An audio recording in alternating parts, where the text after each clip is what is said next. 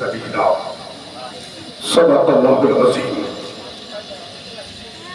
ایک مرتبہ درود شریف پڑھیں. اللهم صل على سيدنا محمد وعلى وسلم. السلام علیکم یا رسول اللہ صلی اللہ علیہ وسلم. مائک کا ایک کو ختم کر دیجیے, تھوڑا سا رہنے دیجیے بس.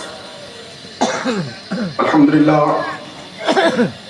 یہ بڑی بابرکت محفل ہے. منبر پاک پر دو بزرگ عالم دین علامہ سلیم صاحب قبلہ مصباحی, علامہ ساجد حسین صاحب, یہ دونوں اس فقیر کے لیے دعا کر رہے ہیں. ان بزرگوں کی موجودگی میں اس لیے تقریر کرتا ہوں تاکہ ہماری اصلاح ہو جائے. باقی کچھ تو ایسے ہمارے علماء ہیں الحمدللہ جن کے دل میں عشق رسول کے ساتھ ساتھ علم دین کی اشاعت کا جذبہ بھی ہے, اور کچھ ہمارے ہم عصر بھی ہیں, معاصرین بھی ہیں.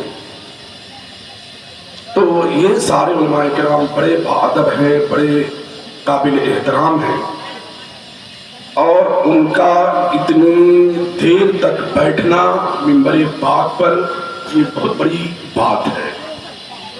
وہ سننے کے لیے نہیں بیٹھتے بلکہ ان کا بیٹھنا حقیقت میں محفل کی مقبولیت کی علامت ہے.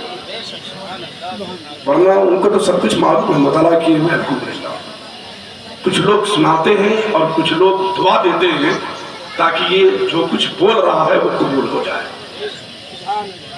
بریلی کے امام کہتے ہیں بھینی سہانی صبح میں ٹھنڈک جگر کی ہے, کلیاں کھلی دلوں کی ہوا یہ کدھر کی ہے. مکہ کا نام تک نہ لیا طیبہ ہی کہا, پوچھا کسی نے اگر نہضت کدھر کی ہے. ثابت ہوا کہ جملہ فرائض فروع ہے, اصل الاصول بندگی استاج ور کی ہے. اور جان و دل ہوش و خرد سب تو مدینے پہنچے, کیوں نہیں چلتے رضا سارا تو سامان گیا. حرم کی زمین اور قدم رکھ کے چلنا, ارے سر کا موقع ہے وہ جانے والے. اور مدینے کے خطے خدا تجھ کو رکھے, غریبوں فقیروں کو ٹھہرانے والے. حاجیوں آؤ شہنشاہ کا روضہ دیکھو, کعبہ تو دیکھ چکے کعبے کا کعبہ دیکھو. آب زمزم تو پیا خوب بجھائی پیاسے, اب جود شہ کوثر کا بھی دریا دیکھو. رقص بسمل کی بہاریں تو منا میں دیکھی, رقص بسمل کی بہاریں تو منا میں دیکھی, ان کے عشاق کا یہاں خوب تڑپنا دیکھو. اور غور سے سن تو رضا کعبے سے آتی ہے صدا. غور سے سن تو رضا کعبے سے آتی ہے صدا, میری آنکھوں سے میرے پیارے کا روضہ دیکھو. بخاری اور مسلم کی متفق علیہ حدیث ہے, اللہ کے نبی نے فرمایا بنی الاسلام علی خمس, شہادتی اللہ الہ الا اللہ و اقام الصلاۃ و ایتاء الزکوٰۃ والحج و صوم رمضان. اسلام کی بنیاد 5 چیزوں پر ہے. پہلی بات یہ ہے کہ دل سے اس بات کی گواہی دینا کہ اللہ کے سوا کوئی معبود نہیں اور محمد اللہ کے رسول ہے. اس کے بعد 4 چیزیں فرض ہیں. پہلی چیز کیا ہے؟ اقام الصلاۃ, نماز قائم کرنا. دوسری کیا ہے؟ ایتاء الزکوٰۃ, زکوٰۃ دینا. تیسری کیا ہے؟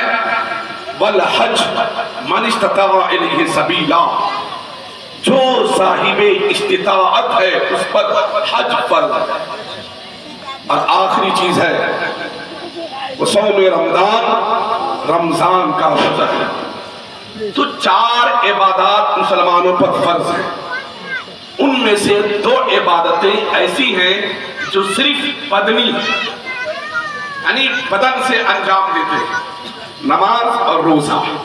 نماز میں پیسے خرچ نہیں ہیں, روزہ میں پیسے خرچ نہیں ہیں, بدن سے یہ عبادت انجام پذیر ہوتی ہے. اور ایک عبادت ہے زکوٰۃ، جو صرف مالی عبادت ہے، یہ بدنی نہیں ہے. مالی کے نصاب پر ضروری ہے کہ زکوٰۃ ادا کریں. اور حج یہ ایسی عبادت ہے جو مالی عبادت بھی ہے اور بدنی عبادت بھی ہے. اس میں پیسے بھی خرچ ہوتے ہیں اور بدن کو بڑی مشقت میں ڈالنا پڑتا ہے. 5 دن تک حاجیوں کو دنیا و ما فیہا سے بے نیاز ہونا پڑتا ہے. 8 ذی الحجہ سے لے کر کے 13 ذی الحجہ 5 دن. 5ویں یعنی 8 ذی الحجہ کو احرام باندھ کر کے حاجیوں کو نفلی عمرہ کر کے سیدھے مینا میں جانا ہوتا ہے. اور طلوع فجر کے بعد زوال سے پہلے یا زوال کے بعد بھی رات میں کسی بھی پہر وہ عرفہ میں کریں، وقوف عرفہ کرتے ہیں. یہ حج کا رکن اعظم ہے جہاں پر ظہر عصر کی نماز عصر کے ٹائم میں ادا کی جاتی ہے.